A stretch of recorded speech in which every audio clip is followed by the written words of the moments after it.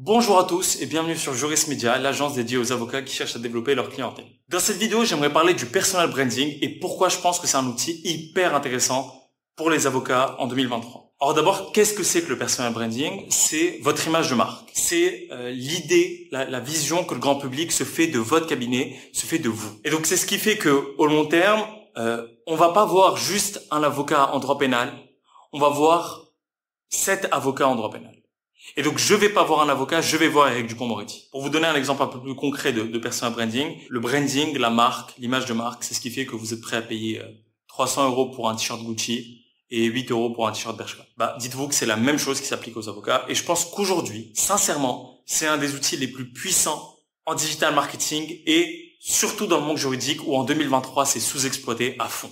Et pour être un peu plus concret sur comment ça se répercute sur l'acquisition d'une nouvelle clientèle, j'aimerais qu'on revoie ensemble le cheminement qui mène à la prise d'un rendez-vous pour un client. Et donc, dans 90% du temps, ce qui se passe, et vous le savez déjà, c'est que un client va chercher avocat dans la spécialité qui l'intéresse. Et donc, plusieurs liens vont s'offrir à lui. Alors, les deux premiers, ce sera toujours des liens Google Ads, évidemment. Puis après, ce sera des liens de référencement SEO. Et on y reviendra dans de futures vidéos, comment ça marche, comment on peut faire pour se distinguer, vous inquiétez pas. Mais donc, c'est vraiment sur ce point que j'aimerais insister. Quand vous faites partie des liens sur la première page, et quand vous faites que du référencement en utilisant Internet, vous n'êtes qu'un lien parmi d'autres.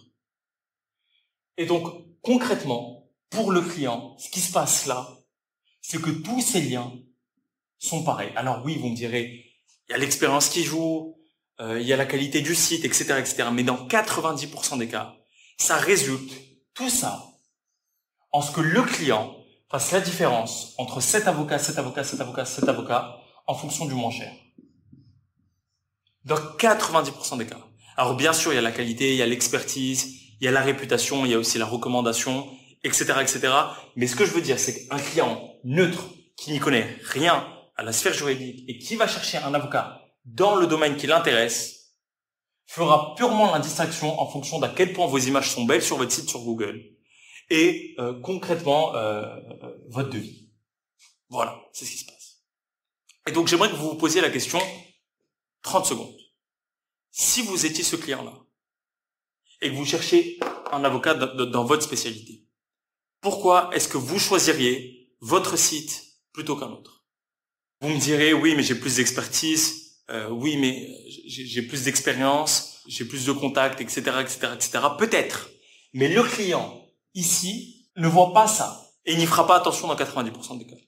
Et c'est là que le branding entre en jeu. Le client, s'il a déjà vu votre tête quelque part, sur les réseaux sociaux, d'une façon ou d'une autre, ne fera plus la distinction entre 5 sites, mais fera la distinction entre tous les sites qui sont sur la première page et l'avocat qui l'a déjà vu sur les réseaux sociaux. Et donc, vous n'êtes pas qu'un lien sur Google, mais vous êtes vous.